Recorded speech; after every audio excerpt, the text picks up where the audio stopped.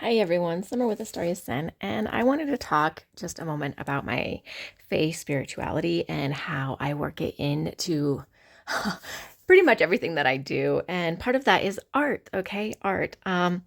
Later on in this video, I am going to show you a process of making this lovely 11-inch doll. He is a Fae storyteller. His name's Elenwy. And he travels between the Fae and human realm, telling folk stories to all of the people that he comes across. He's posable. I hand sculpt him from polymer clay. I don't use any molds. And then I create his core body with wire and foil, and then I decorate it accordingly. And the eyes, I didn't actually make the eyes. I get the eyes from another artist and then I add them to my pieces because I'm really not great at doing eyes. But anyways, at the end, I'm going to show you like process video and I'm going to tell you Elenwy's full story, okay? But before we get to that, I also wanted to show you another thing that I do. Like I said, creativity is part of my spirituality, and I don't like plan these things. It's not like I sit down and go, oh, I'm going to draw this out and this is what I want to create.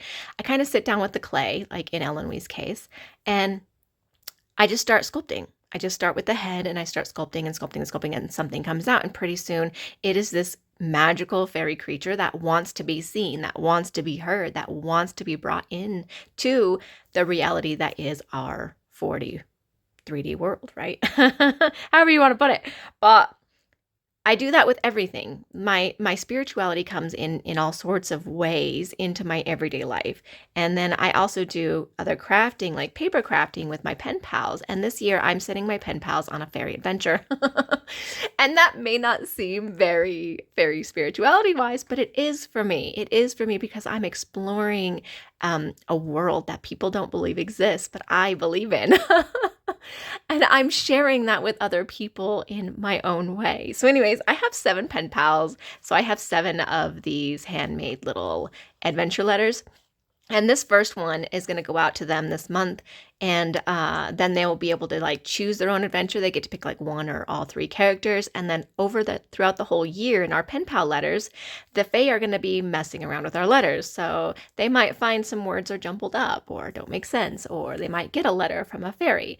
And at the end in December, I haven't decided if I'm going to make them a clay fairy creature that they had chosen, or if I'm just going to do like a fairy star from the Fairy Queen. But anyways, let me show you.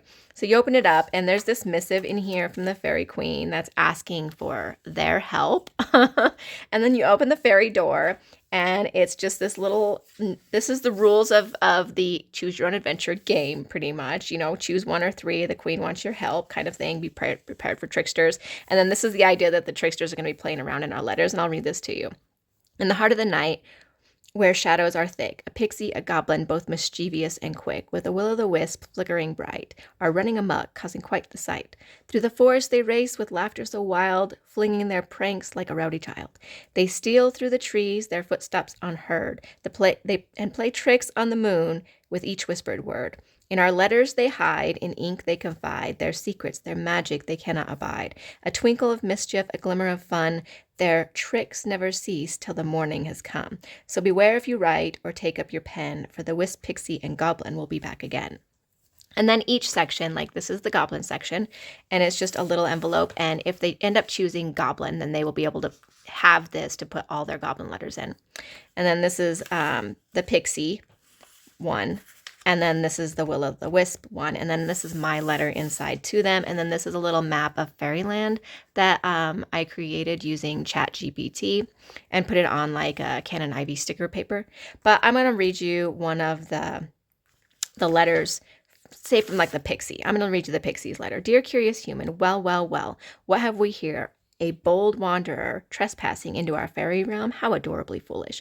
I'm Pippa the Pixie, and I do hope you've brought your sense of humor. You'll need it. You see, we pixies love a good prank, and you're in for a few surprises. That nice little path you're following, it might just loop you in circles. The flowers you think are pretty, they might just start humming annoying songs in your ear.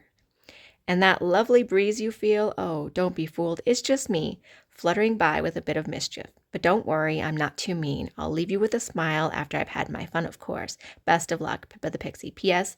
Don't trust the mushrooms. Just don't. So I love all the characters, actually, and I have all their letters already just done up and ready. So I think this is going to be a really fun experience for my pen pals, and I really hope they like it.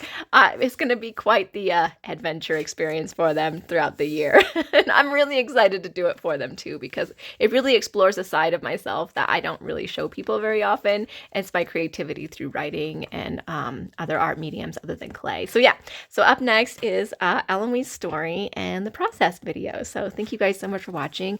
I hope you have a very great day.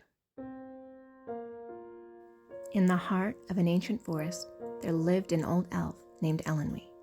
His eyes carried the green of summer leaves, and his voice flowed like the murmuring of a distant brook.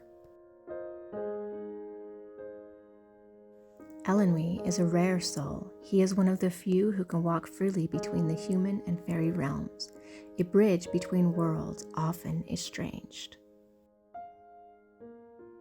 Each evening, Elenwy sets out to tell folk stories. In the fairy glens, he's welcomed with laughter and light, for the fairies adore his stories, the tales of mortal courage, fleeting love, and the beauty found in mortal fragility. The fairies, immortal and wild, hunger for glimpses of lives so different from theirs. In the human villages, Elenwy is no less loved. He steps softly from the woods, voice spinning tales of fairy courts, shimmering feasts and games. Children sit at his feet, wide-eyed, while elders nod knowingly. But Elenwy's tales are more than just entertainment. They are a bridge to Fae, a reminder of fleeting beauty, to humans, a hidden magic just beyond their reach, but hopeful. One evening, a small child came and asked Elenwy, "Why do you tell these tales?" Elenwy looked into the child's eyes and said, "I tell them because stories are the thread that bind us. They remind us we are not so different. We all dream, we all love, and we all wonder. Stories are what keep magic alive."